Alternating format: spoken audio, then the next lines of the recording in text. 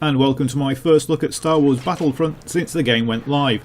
So I got my copy delivered yesterday afternoon by Amazon because it was a lot cheaper to buy it off Amazon than it was to buy it off Origin, that's for sure. Means you have to wait 12 hours, but hey, for the money I was saving, I was prepared to wait. This is my favourite game mode, or my favourite small game mode, because it's pretty distinct that there are a small number of player game modes and there are a larger number of player game modes. I wouldn't say they were large game modes, not when you compare them to 64 player Battlefield, but larger and small. Cargo is my favourite of the small game modes. It's got really good objectives, there's a reason for the fights. I think it's the best small game mode. And this is probably my favourite small map, the Imperial Hangar. It's a really good map, there are lots of routes around. It does suffer from a few choke points, and choke points in this game are bad, but we'll get into that later. So I've played Battlefront for an evening and a morning, and my impressions are pretty similar to my impressions of the beta. It's a good fun game, but it's got some problems. Some of the maps aren't great either. But let's have a look at it and see what is actually right with it and what's wrong with it. The biggest problem in Star Wars Battlefront is the grenade spam. It was a problem in the beta, it's even worse in the live game. So you have the thermal detonator card, which you equip and you unlock really early. Also pretty early you can unlock the impact grenade card. Now the thermal detonator card and impact grenade card can be equipped together. Now you would have thought they'd say left hand slot is a grenade slot. Grenades can only be put in there, therefore you can only have one type of grenade. Nope.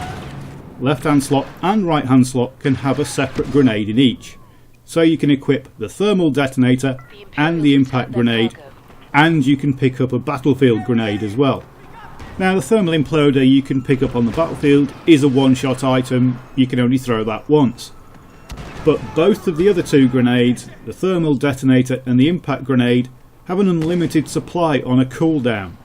So effectively you can almost half your cooldowns by throwing them alternately. That is just far too many grenades and far too much spam. Like I said on the beta review, it's almost as if they'd never played Battlefield and never seen the problems with grenade spam and the timing issues that we've had with that.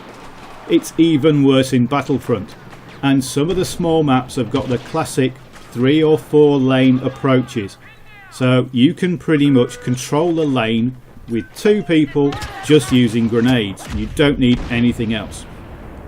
Honestly, at some points it's like playing Metro. You're standing there and there are just hails of grenades coming down a corridor. Really that bad.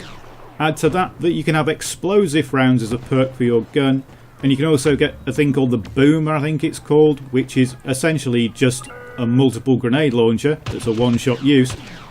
It's really horrible for the explosive spam.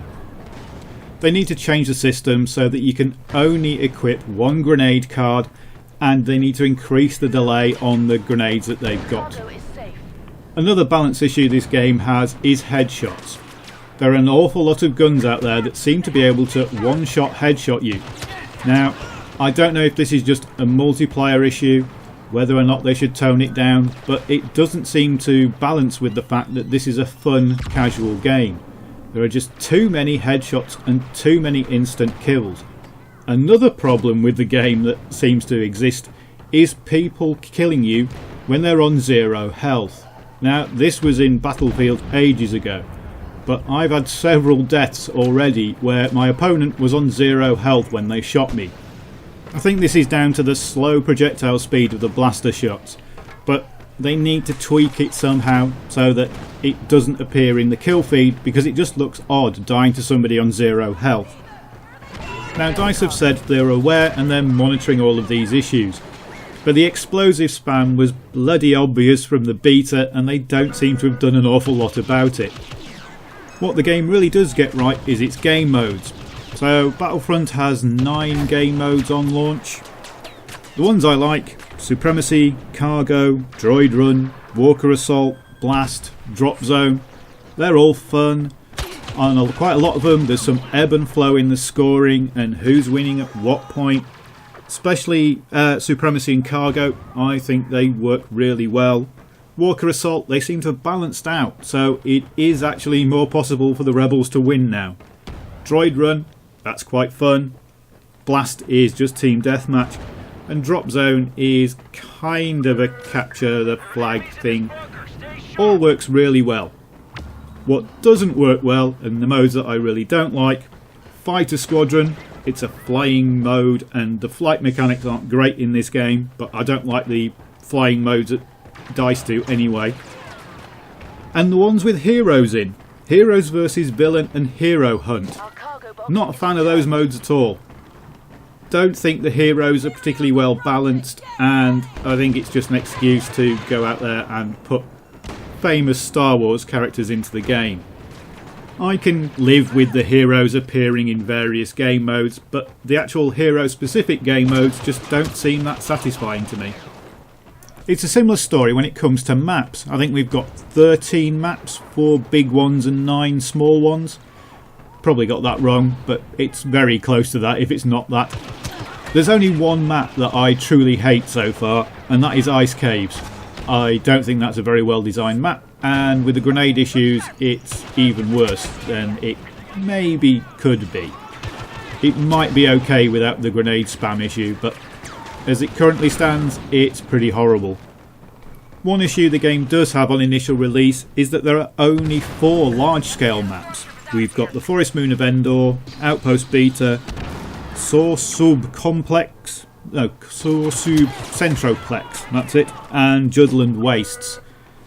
4 large-scale maps just isn't enough. There should have been 1 or 2 more. Now I know we're getting free DLC in December, but I would have thought on launch, as we've got several large-scale game modes, we would have had enough large-scale maps for them.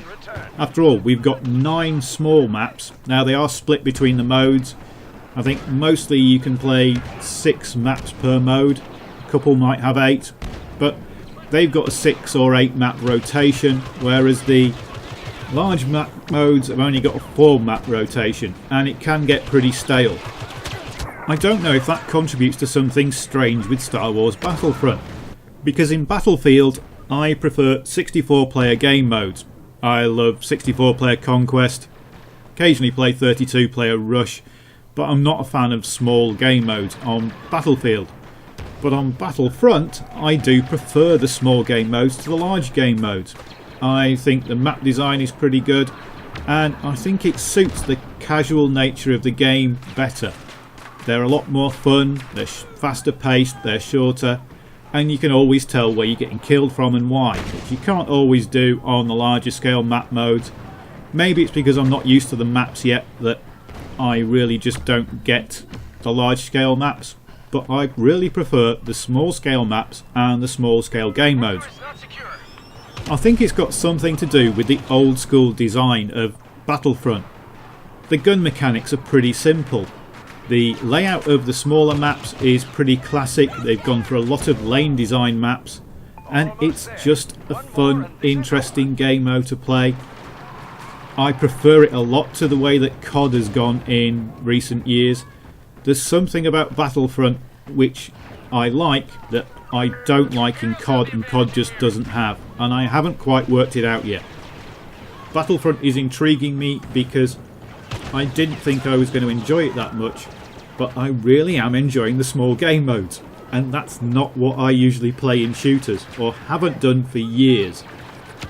Now one reason I might prefer the small maps is the spawn system. It's still not very good. They fixed some of the issues with Walker Assault that we had in the beta, but a big problem is that you can only spawn on your partner or in the random location that the game decides to spawn you.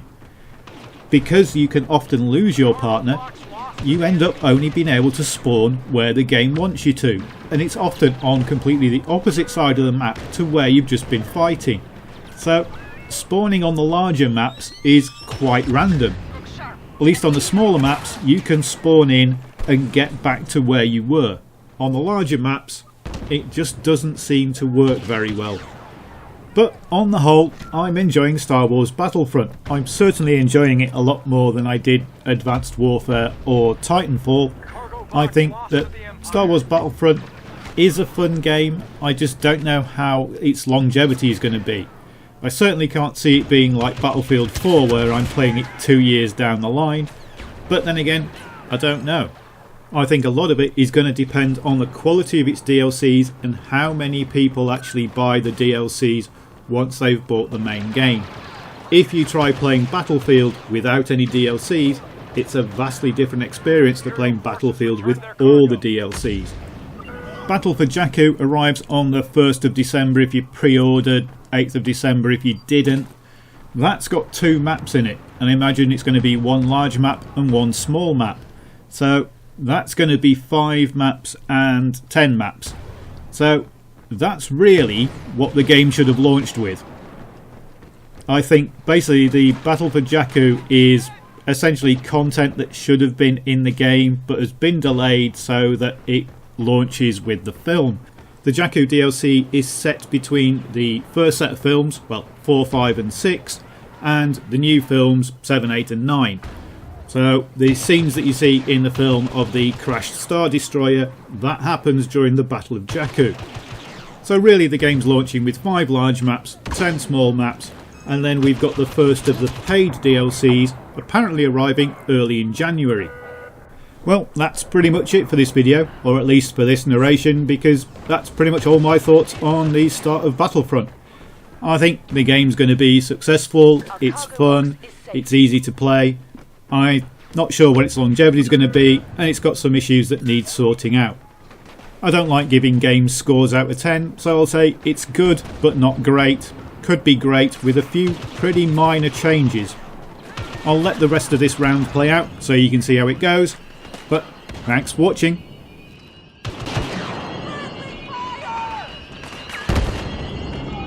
Imperial cargo is lost. They're in the front, straight ahead.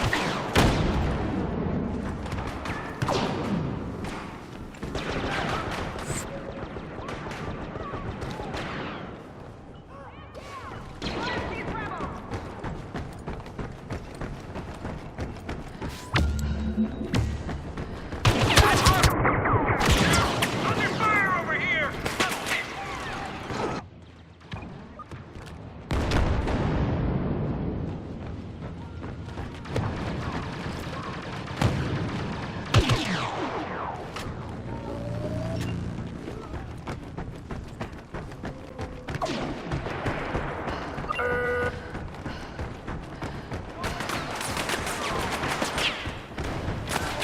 There's hostiles in this bunker. One more, and we've got this.